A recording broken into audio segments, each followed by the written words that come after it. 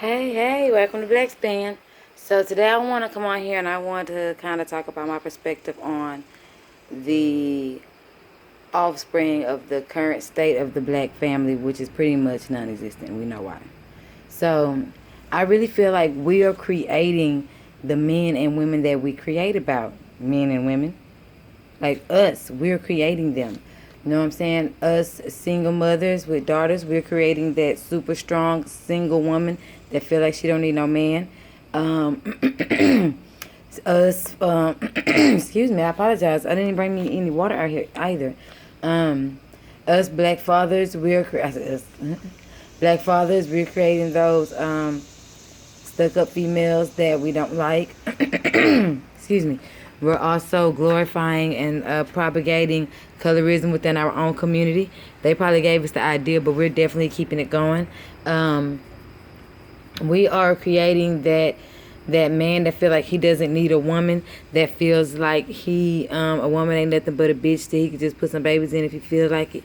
You know what I'm saying? We are responsible for that because we are raising them. Let me tell you why I feel like that. So we're going to start off with the strong black woman syndrome. You know what I'm saying? I believe I have a video on that down there. Subscribe, like, hey y'all. So I feel like the reason why we as parents are the main, both male and female parents are contributors to this strong black woman syndrome is because a lot of times it comes from abandonment on the father's behalf, which affects the mother and the child. And then I feel like it's the mother compensating for the absence of the father, in which the daughter begins to be in awe of and also be resentful towards because it takes away from the parenting of the child. You know what I'm saying? To have the mother always have to work and always be on the hustle and always be on the go to provide. Yes, she doing it, and it's like, what? Yes, ma'am. Yes, sir. So, honestly feel like that plays a big part in it. And then I also feel like, excuse me, y'all caught me. I also feel like I'm sorry.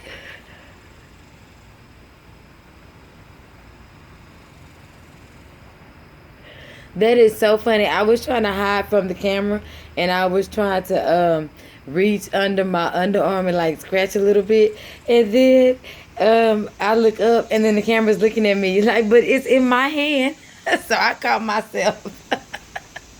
Okay, anyway, I'm not gonna edit that out, by the way, y'all. You know, I'm not supposed to do all of that extra stuff. So anyway, so we're contributing to that, and it's not that it's necessarily our fault or that we're to blame for it or anything like that.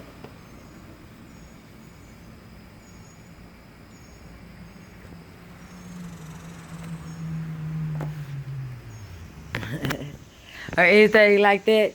But it's just that as a community, we can't help but our children to see, you know, how we're living. Like that's crazy for to think that you can avoid a child seeing the mother provide everything. You know what I mean? So it's kind of like that's one of them. So I feel like, you know, as the counterpart, our counterpart should just, even if you don't want to be with the mother, you should always do your part to make sure that your contribution is relevant, prevalent, and known. You know what I mean? Because it's not that much spite and contention between us. I am someone's mother, and there is not that much spite. There's so many women like me who are just not like with it, who don't want the drama, who's not gonna argue with you about it. You know what I mean? So you know it's easy to, you know, you have unlimited access to your child and stuff like that. So, you know, step it up and let's not create that woman that you don't like, the one that you don't want to talk to, the one that you don't want to approach, or the one that even makes you may feel less than at times because she does make more. Or, you know what I'm saying? Let's avoid bringing some more of those women into the world by recognizing those patterns in our community that are bringing them up. The white folk recognized our patterns and was able to dismantle the black family completely. So we should be able to look at ourselves and recognize our own flaws and be able to fix that. Okay, so let's talk about these selfish men who don't respect women, who don't feel like who feel like taking care of them is somehow tricking, which has some type of negative connotation, like doing for someone that you care about is wrong and stuff like that. Let's take a look at that. It's like women. Stop telling your sons, don't do this for a woman, don't do that for a woman, don't do this for a woman. It's like you telling him not to do the very thing that you wish a man would do for you. Like, that's crazy. Why not give him $10 to go buy a little gold-plated necklace to give to a girl on Valentine's Day? That's psychotic that you wouldn't do that. Why wouldn't you want to raise a gentleman, someone who is used to being kind-hearted and giving? And why would you assume he's going to meet somebody conniving? Are you conniving? Like, what's really going on there? Like, why would you tell your son not to give something to a little girl that he likes, and then that trickles on. I mean, that trickles on, that it festers and it grows into this selfish ass man that don't want to do for a woman who has no problem getting one pregnant and burning off on her. You know what I'm saying? Because he ain't tricking, he ain't giving nothing to no bitch. Like, that's crazy to give a man that mentality that you have such a high disdain for. I, as a woman, have a high disdain for that. So I would never tell any young black male whose mother or father trusted me to be a part of their village to do such a thing, and to not be kind and giving and supportive, and you know what I'm saying, all those attributes that a man is going to need, that he's going to need to have some type of familiarity with. You know what I mean? And men, stop telling your sons to, like, fuck everybody and fuck on everybody, and if you're going to be a hoe, like, don't be a hoe around your child. You know what I'm saying? Like, stop telling these young men, your sons, that it's okay to have this bitch, that bitch, and this bitch and that bitch, and that it's okay to get a bitch pregnant and have a child with a bitch that you don't love and you don't give a fuck about.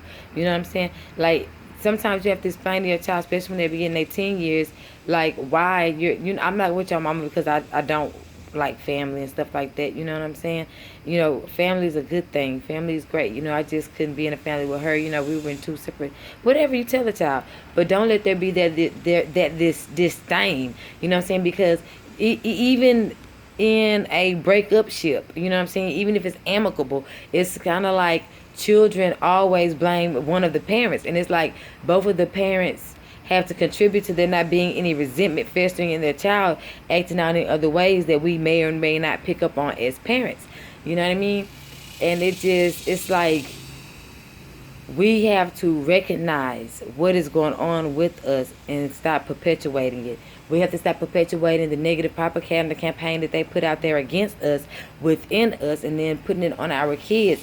And then now we're raising the stereotypes that we said didn't exist, which didn't exist at the time. You know what I'm saying? It's like we're doing it to ourselves and we're doing it to the next generation, These motherfuckers are patient. They know that we're going to poison our seed with these negative stereotypes, this negative mindset. So they give it to us so in order for us to perpetuate it. You know what I'm saying? Let's stop perpetuating colorism within our kids. Let's stop telling our kids that a motherfucker's making fun of you because you light skinned. Now they're making fun of you because they're making fun of you, and they're just picking the fact that you're light skinned to do it. They're picking the fact that you're dark skinned to do it. You know what I'm saying? So, like, if you get picked on, shit, slap the shit out of somebody, or, you know, say something back to somebody and tell them stop picking on you. You know what I'm saying? Don't grow to hate your light skin or hate them because they're light skinned, and don't grow to hate your dark skin or hate them because they're dark skinned. You know what I'm saying? Talk to your kids, find out what's going on with them, and then let's stop perpetuating. Let's stop telling them, yes, it's because it is. But no, it ain't because it is, because people are fucking assholes. And they probably have asshole ass parents who not talking to them like I'm talking to you. You know what I'm saying? We have to stop raising our kids based on the bullshit and that the colonizer infected us with. You know what I'm saying? Well, how dare you be conscious and say that, oh, I know this affected the black community, I know this affected the black community, and then perpetuate it. You know what I'm saying? How you spend all your time away from being able to be a strong black man incarcerated, and then you get the opportunity to be a man and you be a bitch ass nigga. You know what I'm saying? How you grow up in a around a bunch of negative images of black women, you know what I'm saying, and you're trying to be a woman yourself, and you trying to figure it out, and then you grow up and then be a negative example of a black woman to your daughter. Like, how, what the fuck? Like, it just doesn't make sense to me, you know? And I think that if we pay more attention to the mistakes that we are making internally within ourselves in our own environments, then we will have less conflict in the black community. We would have less, it would be less tumultuous things transpiring within ourselves and for us and against us, by perpetrated by us, because we would have this new loyalty and love for us. And if we don't get it for ourselves, let's give it to our children. You know what I'm saying? Let's not have our children thinking that it's bad to do business with another person that looks like them. Let's stop having our children thinking that it's bad to love someone that looks like them, and it's normal to love someone of a different race. You know what I'm saying? When your self love should be so high and so prevalent within yourself till you want to love someone that looks like you, because that's where I'm at with it. You know what I'm saying? It is like, and another thing that we don't like within the adult version of ourselves is that we don't like the insecurity that we all carry. I just realized I have my own insecurities, which is one of the things that I'm battling, and it was translating by way of being nosy. See, and I never realized that. And then, but we think that sipping tea and gossiping in front of our children is okay. But it's like when they are not privy to that information, they go looking for it, doing it, then they start feeling like left out and stuff like that. These are things that I realized. So it's like, what the, just being raised around gossip. You know what I'm saying? So, and then we're creating the need to know within our daughters, and we're creating this curiosity within our daughters, and this thing, our daughters are the women that's going through nigga shit. You know what I'm saying? When we could do other things around them besides gossip and sip tea. And I understand doing it as a grown woman with your friends, you know what I'm saying? Yeah, that's kind of like natural, especially if you're in a group and they're in a group, you know what I'm saying? It's shit like that, you know what I mean? And, you've grown up and you're old, and what's so-and-so doing? You know what I'm saying? But it doesn't have to be a negative thing. It doesn't have to be a kiki. And it also doesn't have to be judgmental. And it doesn't have to be a necessity. And it doesn't have to be around your girls. You know what I mean? And when you do get around your homegirls, let them see a party, some fun time, and that type of camaraderie. And I think that when we get our kids together, we'll start to see a proper relationship within our people. If we can't do this ourselves, at least let's not raise our kids on the bullshit. You know what I'm saying? And yeah, the celebrities are doing it. You know what I'm saying? Who controls what celebrities we see? Not everyone's on with the shit. Not everyone is on that, you know what I'm saying, swiping DNA and sharing who we are and sharing mitochondrial DNA to the point to where, you know what I'm saying, your ancestors can't come through and you can't use any of their spirit, and it's very deficient when you do try to call on them, because, you know what I'm saying, you're so spread thin, the blood is not pure. You know what I'm saying? And it's like, what do you think? If you think white folk get everything from us, but you don't think being a pure blood and being, you know what I'm saying, of your own tribe and of your own people and procreating as such was not something that they stole from us. They stole everything else, but not that. If they really truly believed that, it wouldn't have been all these babies created out of rape. Even if the rape still happened, it still wouldn't have been, it wouldn't have produced offspring, because they would have been so into being pure by blood and by nature. That's something that we organically believe in. So, you know what I'm saying? And it's like we're raising all these unconscious kids, and then we want to say that we're conscious. You know what I'm saying? I got caught slipping. I ain't gonna lie. I'm gonna be honest with you. I bought my daughter a heel figure dress and some shoes, and I was like, well, it don't say heel figure on it. And it was on sale, and it's like I didn't want to leave it there. You know what I'm saying? And it's in the back of the closet. We knew what we was doing when we bought it. And, I think that she was like, man,